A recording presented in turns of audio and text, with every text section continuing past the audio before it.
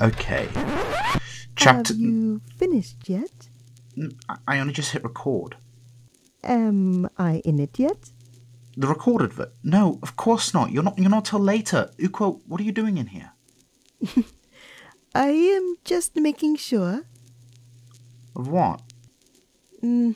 Sonic suggested that you may fuck me. Oh, goddess, you could not have said that worse. I'm going to assume that she meant fuck you up, as in get your character wrong, and I assure you, I won't. Now, could you please leave? You do have a habit of getting things not quite right, Tom. What do you... No, I don't. Stranger, I have an eidetic memory. Everything in here is completely factual. Yeah, but you're missing bits. Like the time we were camping out by Madame Clarice's. I swear to Celestia, Aero, that I would rather die than detail your personal sexcapades in this compendium. Oh, sure, but yours are fine to detail. What about that Colton 101? That was for context, and I assure you he is an adult.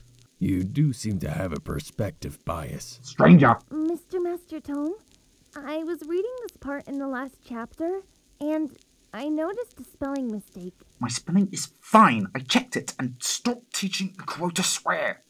She likes the words. See here? You clearly wrote... Sonnet?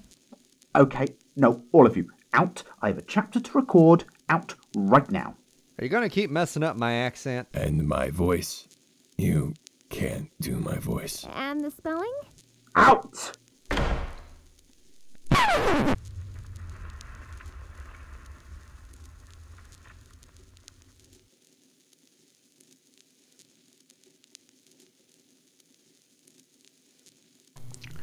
Dear Princess Celestia, the wasteland makes monsters of us all. Slavery is a weed that grows on every soil, even if it's irradiated. The group had become a line outside of New Appaloosa. The town tolerated slavers, but they and their slaves weren't allowed inside the town, and to make sure that everybody stayed outside were a group of looming guards, one of which stood on a high perch on the main gate. He was a featherbrain, a Pegasus everyone just called Gale. He was an old coot, blind in one eye, light grey with a white mane, grayscale all over this one with a single red eye, his other one white and scarred. He avoided me, I avoided him. He knew I had no love for Pegasi, dashite or otherwise. I shot him a glare. He was staring at me from under that wide-brimmed hat of his hoof stroking a rifle in his lap. He was goading me. I did not need that right now. My mood was foul enough as it was. Morabart had met the group outside the town. She was filling out receipts and taking stock of the inventory as she went. The plan was for the entire group to head all the way to Philadelphia to receive payment from Steambolt. Usually, contract payments would be handled by Morab herself, but apparently this was a 300,000 cap operation. You don't trust a single mayor with that kind of cash, no matter how credulous her reputation. The receipts had only just started flowing, and Morab had started at the front of the line, so I had time before she reached me at the back. How the fuck could I get out of this situation without losing my head? I shot Stranger a look. This was his fault, but that wasn't going to help me now. So I inhaled a gulp of air and casually stepped out of the line. "Where are you going?" a deep voice said beside me. I turned and met the black visor of one of the armoured ponies that had escorted us. The twin cannons on his back and his voice made me realise that we'd met before. He was the one I'd spoken to briefly before we'd entered the dam at Niagara Falls. "Over the hill, need to use the little colt's room," I said in a semi-sarcastic tone. "Leave your prize and stuff," he said. My step faltered before I gave him a square gaze. I tried my best to convey how stupid the order was with just that expression. "This is a group of slavers after as big a payday as they can get. You really think I'm going to leave my gear around for them or a 400 cap slave sitting in their lonesome while I go take a shit?" I made sure to maintain a condescending tone. "No, I'm taking her and my stuff with me.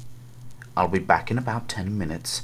I'll even stand at the back of the line when I get back. Don't much care." And with that, I walked away from him. I didn't look back as I walked. but my ears were pricked and I listened for any sound that might alert me to a follower.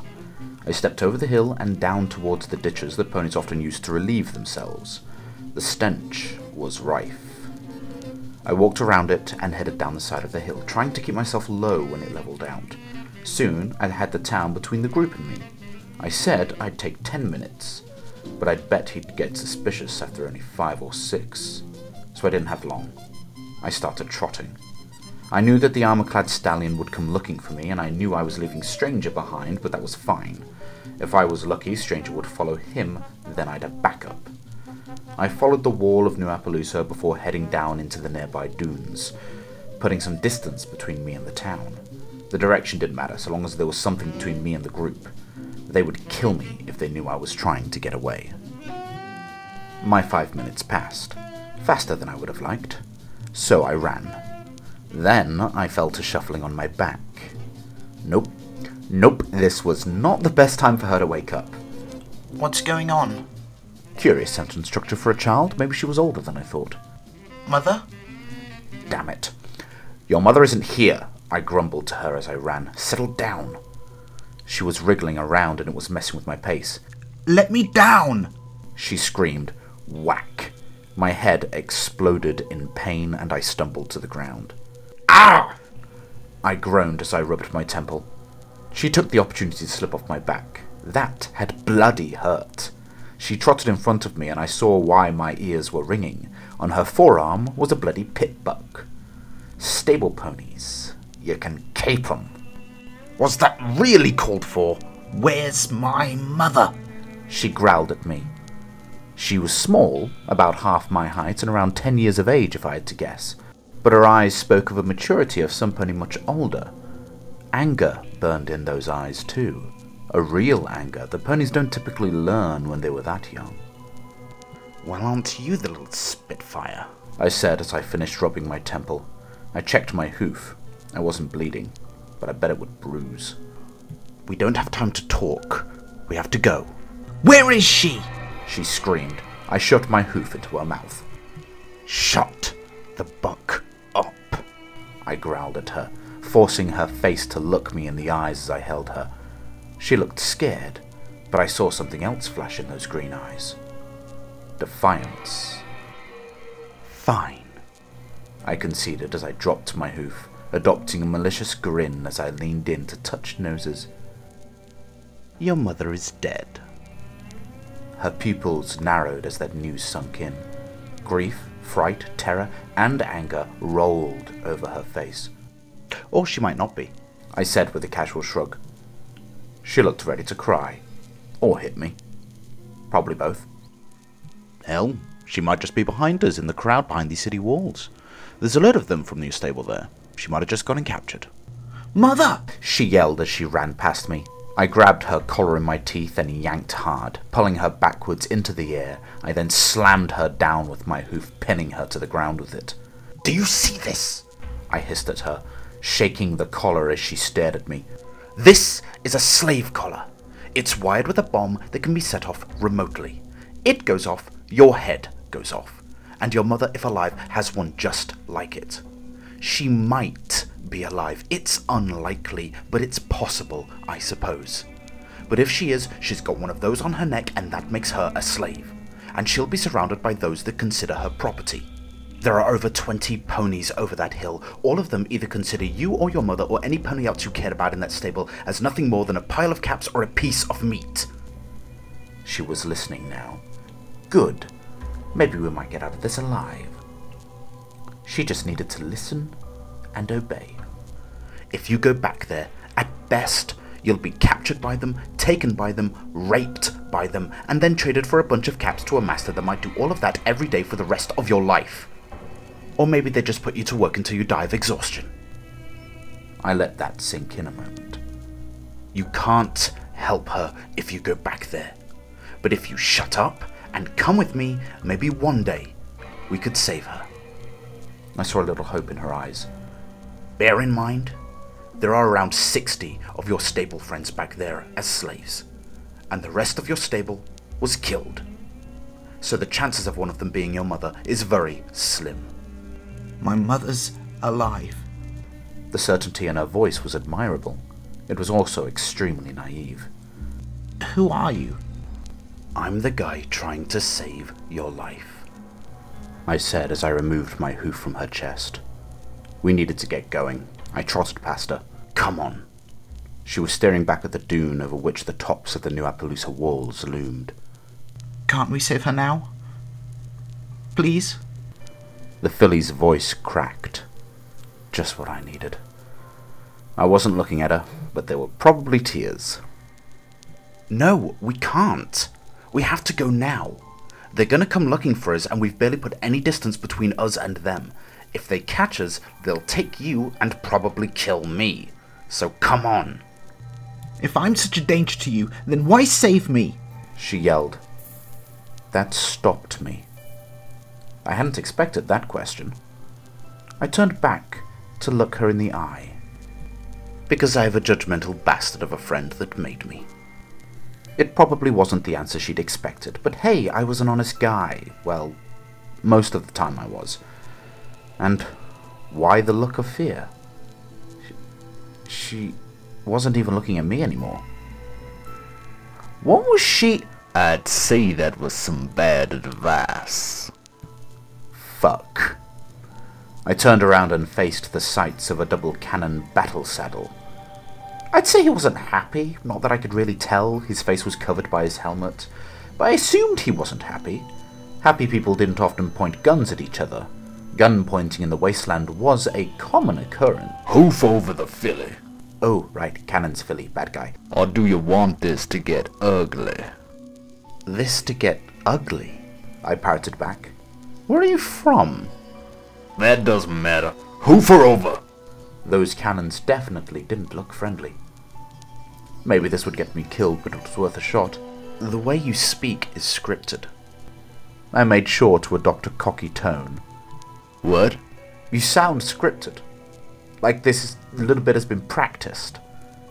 Did you prepare this in front of a mirror? Whack. Okay, more pain. Okay, maybe I should not antagonize the big bad ponies with big guns. It was fun, of course, but my jaw was paying the price, and this guy hit harder than Bronco. Hoof over the filly. Now, he warned. Odd. There was no menace to him. This guy had the big guns, the big armor, and the big attitude, yet he wasn't scary. So what's it like in the Enclave? You get dental? I said as I eased the pain out of my jaw. There was a bit of a stare down then. He was fighting with himself. Would he choose actions or words? Personally, I hoped for words. I was good at those. Then the sides of his armor split open. So, not option B. Wings slipped out of his armor and he was in the air and on me before I could blink. Guy was fast. He drove me into the ground, his hoof on my throat. Though to be honest, I was more concerned with the jagged pebble that started digging into my spine because that was uncomfortable. "How?" he demanded, his hoof trembling against my throat. It wasn't rage. He was panicking. He was afraid. "The way you spoke," I grunted. A squeal interrupted our conversation and we both looked at the filly. She was staring directly up at the sky with a look of abject terror. A puddle of urine had pooled into the sand under her. Fucking stable ponies. She just had to notice the sky. While I had expected this to happen eventually, this was not something I wanted to deal with right now. Her eyes stayed locked into the sky as though it might fall on her. Then she vomited onto the ground and collapsed. She curled up there and whimpered to herself. The idiot should have run for it, but instead she was shivering on the ground in a pool of her own vomit and urine. Her whimpers increased in volume and... Wait, was that a cadence? Like a song? Was the little bitch singing to herself? Ah, fuck her. I had a hoof to my throat and she was singing to herself. Damn it. I just had to do my best to ignore it. "You speak like a wannabe raider," I told the Pegasus in answer to his previous question, glancing again at the filly for a moment. "You try for the tough guy act and it doesn't fool anyone, because here in the wasteland there are real tough guys that don't need to put on an act. We can all tell the difference. That and you keep asking me to hoof her over. His head tilted to the side. It reminded me of a confused dog. You have bucking cannons on your saddle, you twit. You could have just taken her instead of asking for her, which means you're pretty new to this. Also, you keep using the word hoof instead of hand. Out here, everyone's bird of a feather, even the ones with actual feathers. When your enemies and allies are sometimes undead ghouls and griffins, you learn to be a bit all-encompassing in your language to avoid offense. Anyone handing things over, you get the drift. All are nice signs that say you have no idea what you're doing or any ideas of how to act down here. That and that shiny suit. It screams Enclave. There was that silence again, long and boring as we sat at each other, staring. A silence filled with pitiful sniffles mixed with soft singing. Shit, he grumbled as he stepped off of me. Shit, shit, shit. He began pacing. Now I gotta kill you. The filly yelped and the singing stopped. Thanks, Celestia, for small mercies.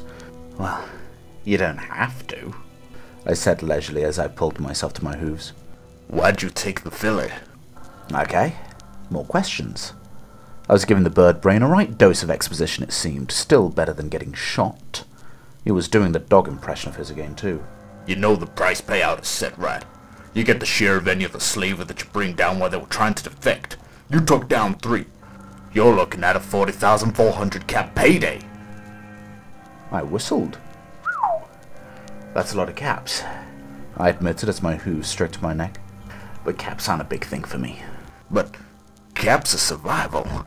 That's all any pony cares about down here. Surviving to the next day, he said. It was like he was trying to convince me. I gave him a square look. Well, being alive is all well and good, but what's the point if it's not for an ideal? You gotta live for something for it to be worth it. I glanced at the filly. Her head was turned away, and she was trembling. Seriously, was she going comatose? She could have escaped at, like, any point in this. Seriously, any point. Me and the bird brain have been pretty busy with each other. I got the impression that the Pegasus stallion... I liked him even less now that I knew he was a Pegasus, by the way. The cannons in my face had me irritable before, but the feathers? Oh yeah, gonna kick him in the head when I can. Was judging me hard enough that even Stranger would be proud. And what is it you live for? He asked. Reputation, I said. I start a job, I get it done. Right now, the job is protecting this filly. Seriously? That's it? You're willing to die for a reputation? He said. Well, that's the gist of it. It's a bit more complicated than that. Let me explain. I took a deep breath. Bang. The gunshot was quiet, suggesting a lot of distance. The aim was good, though, dirt kicking up between us as the shot struck the ground. The Pegasus spun in a circle, looking for the shooter. His cannons moved up and down, trying to lock onto a target. Finally. I sighed in relief. Thought I was going to need to keep you talking forever, I grumbled as I turned to the filly. Who's that? He demanded. Who's out there? He really wasn't used to the wasteland. He's scared way too easily. The Who is Stranger. That's his name. And he's a really good shot, I commented as I inspected the filly. She was rocking back and forth, probably from shock or fear. Maybe both. Fuck this, the stallion growled. He then took a step towards me. Bang! Blood splattered the ground as a bullet sliced through his hoof. He fell, screamed too, even cradled his foot like a baby. Definitely not used to pain either. Damn, I thought Enclave Pegasus was supposed to be tough. Language, I chastised. There's a filly present. Oh, and Stranger uses armor-piercing rounds, and he's a really good shot. I'm sure I mentioned this, I said before returning my attention to the filly. I nudged her, but she didn't move. Are you gonna kill me? He rasped, his deep voice shaking from the pain. I glanced back at him, clutching his hoof, and felt a whisper of pain lance through my own amputated limb. I grit my teeth and shook my head. No, he visibly relaxed. Right now my only crime against the biggest slaver in Equestria is a bit of theft. He'll run after us a bit and then say if he spots us around he'll kill us, but if I kill you, I take out one of his personal Pegasus lackeys. That'd probably earn me a pony hunt all across Equestria filled with such delicious scenarios as getting shot in the ass a lot. I turned back to the filly. Smart choices to let. What in the... You... go. What am I looking at? I had pulled the filly from where she had sat and, Huh. What? The Pegasus asked as I stared down at the spot. That was... grass. Grass wasn't unusual. Grass was all over the wasteland. It was this yellow straw shit with no nutrients and 200 years of deader than dead. This was... real... grass. Green grass. It was luscious and thick and only in that spot. I sat and stared at it. It's just some grass. It's everywhere. He didn't see the big deal. Yeah, but it's green. What color should it be? I mean, yeah, the rest of it is yellow, but so what? Summer's growing, he said. I gave him a look before I remembered he was Enclave. Enclave used cloud seeding to feed themselves, a special spell on the cloud cover that allowed them to grow whatever they needed, and I suppose some of it might even be grass. I'm sure they gave you some kind of education before you came down here, but just in case they didn't, nothing down here grows. And if it does grow, it's usually very bad because it's not supposed to. But this is grass. This is green grass. This is... My ears pricked as I heard something. There was yelling coming from over the hill. Ah, great. Seems others have come to investigate. They'd probably heard the gunshots. Perfect. Just perfect. No time to waste. I grabbed the filly and threw her over my back. She yelped when I grabbed her, but she stayed on. Gotta go, and oh, if you follow us, I said, turning back to the Pegasus, my friend would put a bullet through your skull. My advice would be to stop the others from following us as well, or there'll be more bodies. He recoiled from me, but he nodded. Hang on, I told the filly. Then I ran. It wasn't a full sprint because I didn't want to lose the filly, but I ran, damn it. The grass was shoved into the back of my mind to join the myriad of other questions that were brewing. At least the questions were in good company. It had brothers and sisters in there, maybe even a few cousins, like what was so important in Stable 2B, why it was even called Stable 2B, why was the Enclave involved with a slaver like Steambolt, how dead was I for doing something this stupid, and my personal favourite, what the fuck was I actually going to do with this filly? Ah, there was the estranged member of the family. Life really sucked. Will you please shut up? The filly would not stop crying. She had finally gotten over the bloody sky and taken to staring at the ground or walking with her eyes closed. That was until her mummy popped right back into the forefront of her attention.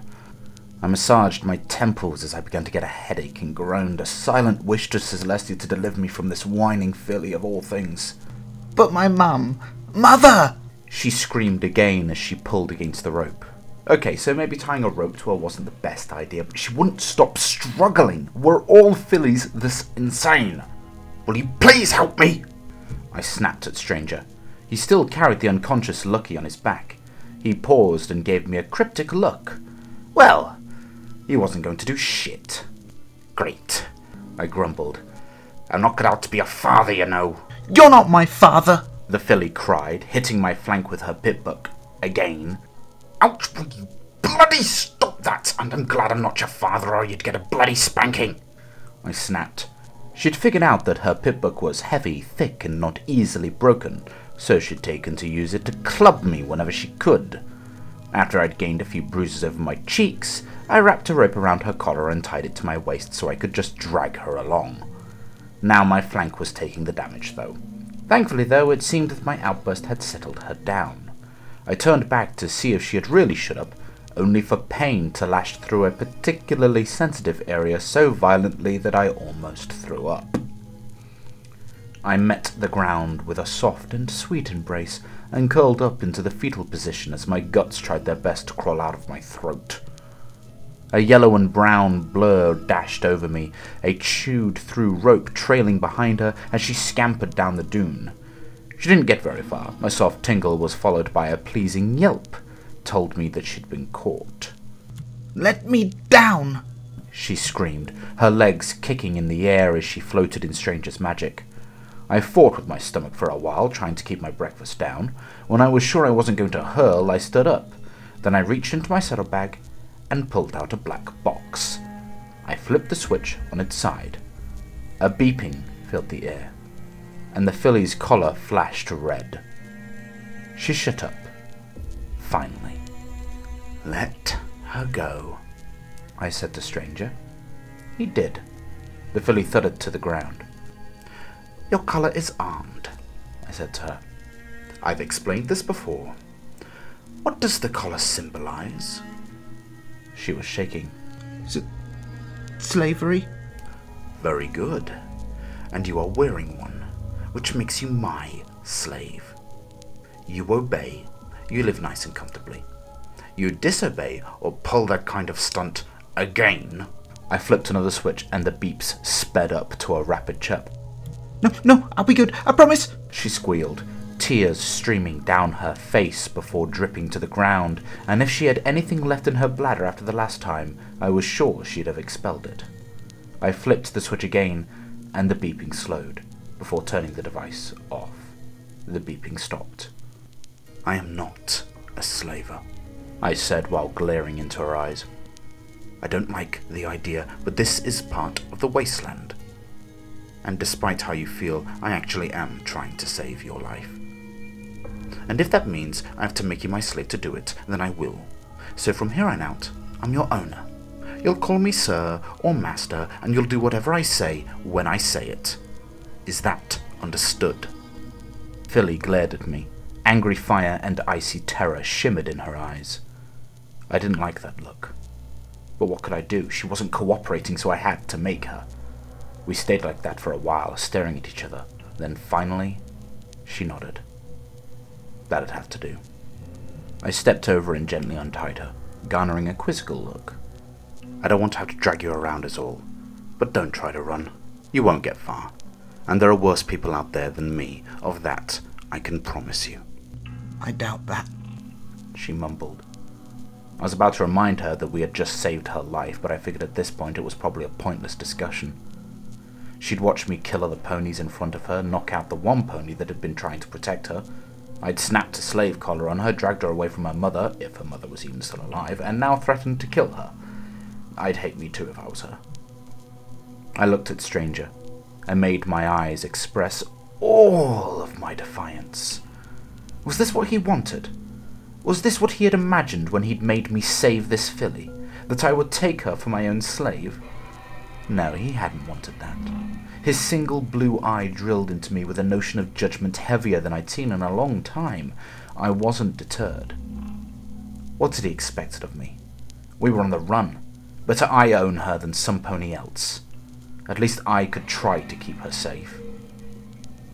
I turned away from my companion. Let's find some place to rest. We found a run-down shack off the side of a dune. It looked more like a pile of garbage than a shack, though. Old carriage pieces, wrenches, and other assorted pieces of crap were strewn about the place. Inside there was a cupboard with 3 bottle caps and a bottle of Wonder Glue. Other than that, there was a mattress on the floor that would do fine for a bed. Take the mattress, I told her. She stepped past me and poked at it. At a better time in its life, it had probably been nice and white, but time had stained it red, yellow, and black. She looked mortified at the idea of sleeping on the thing. Do I have to? It's either the mattress or the floor, and the floor is worse, I said. Where will you sleep? She asked, sounding almost concerned. The floor. She didn't argue after that, and curled into a ball on the mattress. Hey, I began, before you sleep. What's your name? She didn't answer. Instead, turned her back to me. What's your name? I repeated more firmly. Sonnet, she answered in a small voice. Sonnet Bloom. Night fell in the wasteland, and with it a cool breeze washed through the yellow straw grass and sandy dunes. The silence of the darkness grew in the night, and when paid attention to, the wasteland, for all its desolation, came alive. alive with the sounds of scuttling radroaches and squeals and screams of ponies somewhere far off, and the odd gunshot to accompany it. Tonight, though, things seemed still. As the hour drew late and the night cold, I watched as Sonnet Bloom began to shiver. Damn it, what was I thinking? I wasn't her father, I wasn't a babysitter, and I certainly wasn't a protector. I'd saved her from what? Slaving? I'd made a slave of her myself. Why? Because I'm so much better than other slavers. I'm not better than any pony. She began whimpering and curled in on herself. I undid the straps of my barding, shrugged off the leather outfit, and then draped it over the filly. The leather was still warm from my body heat, and soon enough her shivering stopped.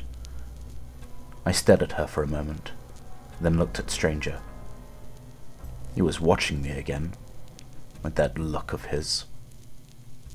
"What?" I said sharply.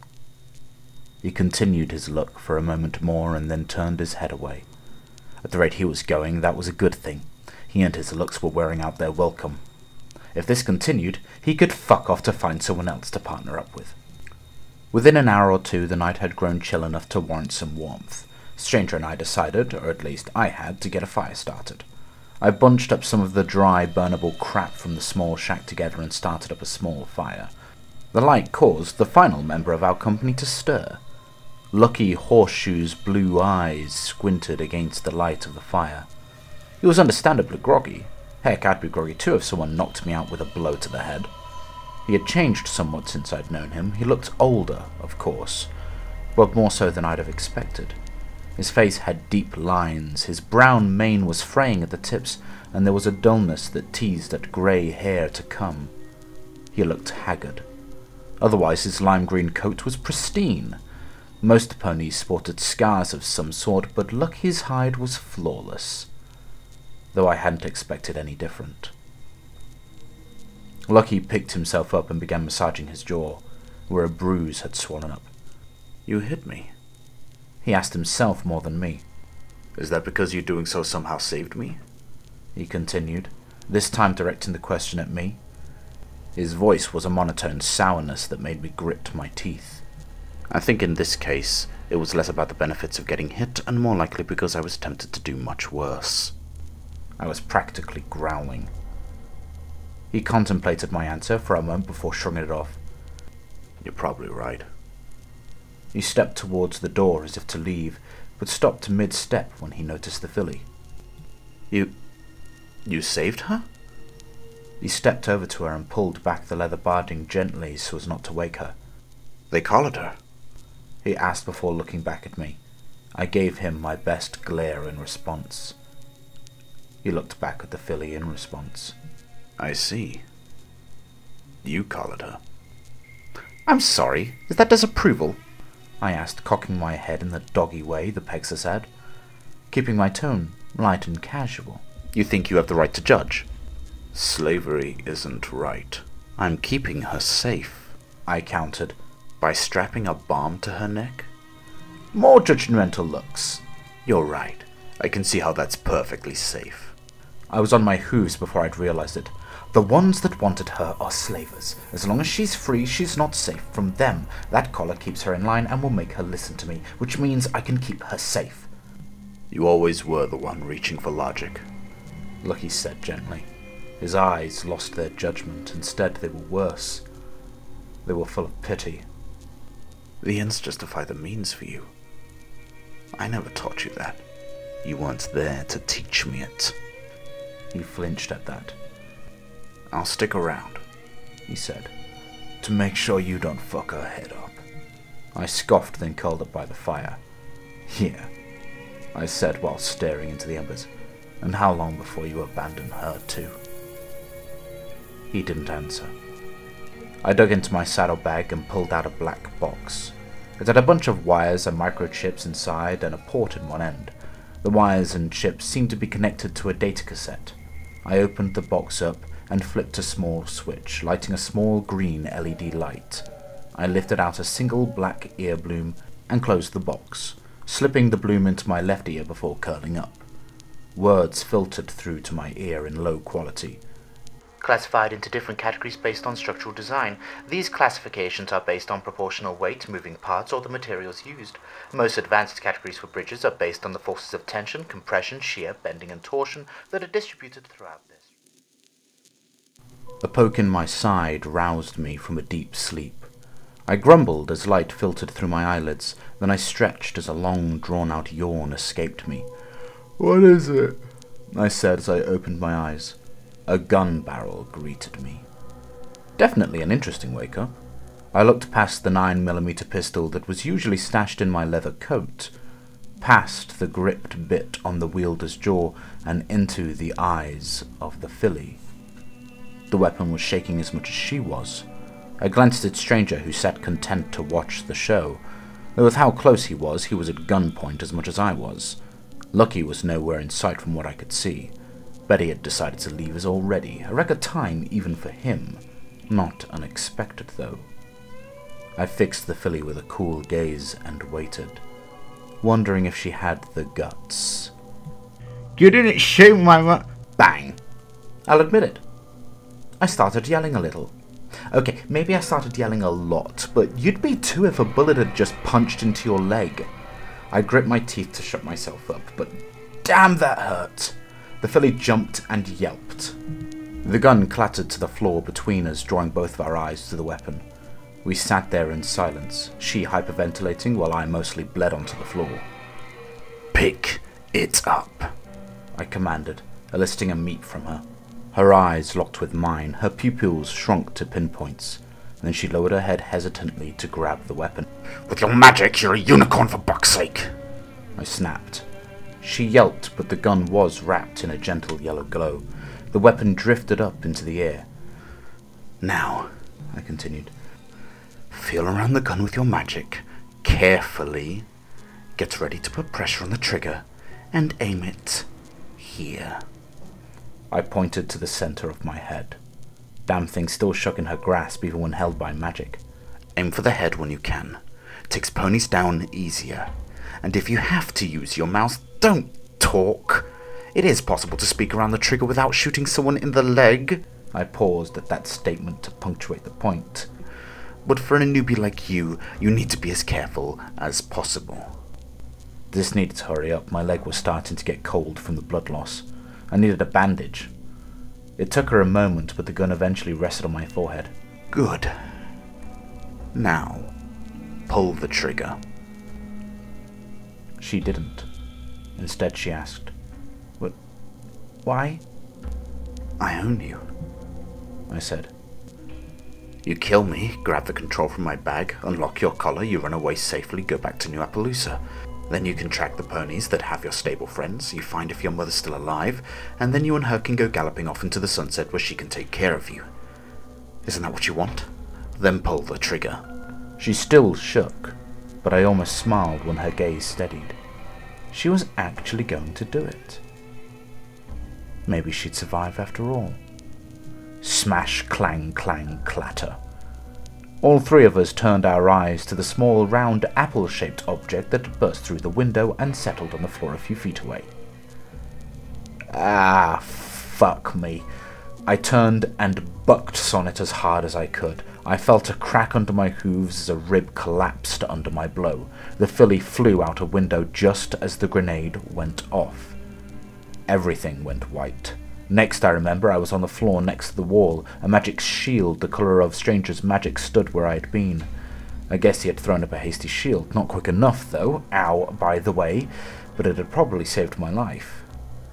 Now all I needed to do was worry about the bongos that were pounding in my head, the lovely amount of pain I was in, and whoever had thrown the grenade. A wall had a large hole in it, and the interior of the shack was destroyed. I heard the soft clatter of another grenade. Fuckity fuck fuck!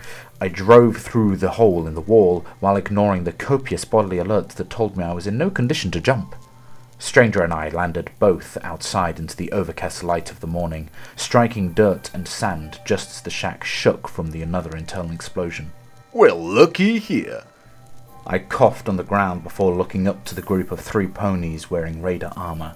The one talking, a yellow stallion with a red and black mane, was playing catch the grenade with himself, batting the apple-shaped explosive from hoof to hoof. We struck gold. Would you two happen to be a set of runaway slave contract herders stealing the property of one business stallion by the name of Steamboat, would you? He spoke with a malicious grin adorning his face.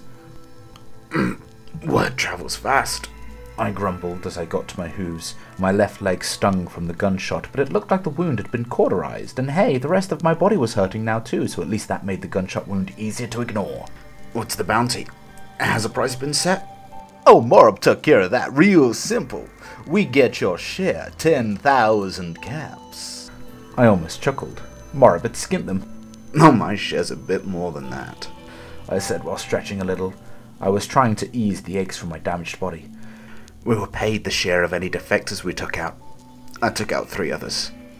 My share is worth 40,400 caps. The raiders started salivating. But I suppose Morab is being greedy skint and will keep the excess 30k all for herself. Pity no one's getting paid. You killed your prize. I watched them go stiff. What? The property was a filly. A young filly with no barding or experience, and you threw grenades at her. She's over there. Probably in pieces. Their expressions were delicious as their own stupidity sank in. The lead stallion turned to the others in panic. Go check! They obeyed instantly, running towards the smoking shack that was on the verge of collapse. The moment their leader turned back to us, my hooves wrapped around him. I'd usually have crushed his windpipe, but my prosthetic hoof wouldn't have the strength since the upper leg had a cauterized bullet hole in it.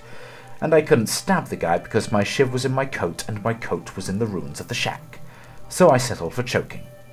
My right leg wrapped around his throat and pulled back hard.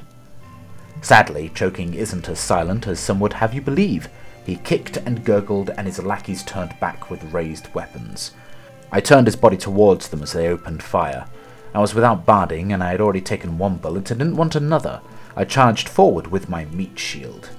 They fired a few shots that I felt through the leader, but their attack halted as soon as I heard a clattering. Stranger had released their ammo clips. I threw the limp corpse of their leader at one of them and then attacked the other. I kicked his gun up, knocking the bit into his mouth. Then I slugged him in the face as hard as I could with my good hoof, causing him to drop the gun. I ducked down, grabbed the weapon and its ammo, slammed the ammo clip home, and then turned the stallion into a bloody mess as I filled him full of bullet holes. When the gun clicked empty, things were silent but for my panting. I turned to find Stranger wiping blood off his horn. The bandages on his face were stained with a little more red. He had skewered the other raider with his horn. Classy.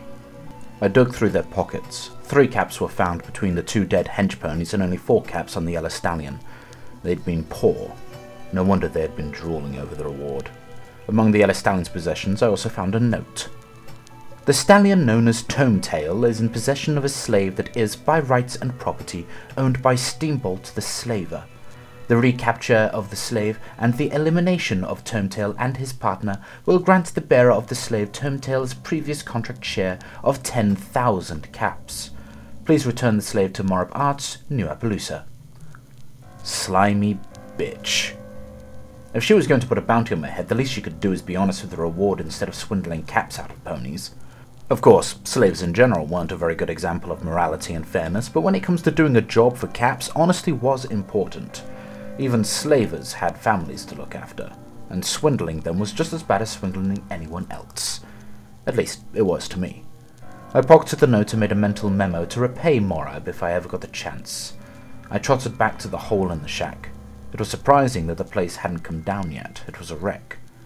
Stranger had managed to pry his sniper rifle from under some rubble. I couldn't see his face, but there was a change in his posture that spoke of displeasure. Hopefully the gun was okay. I found my leather barding under a fallen beam. After tugging it free, I slipped it on. It was a little torn and weathered now, but in better condition than I had any right to complain about.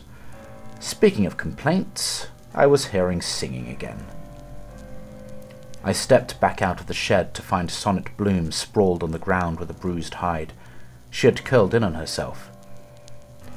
"Are you alright?" I asked. She just hugged herself and sang.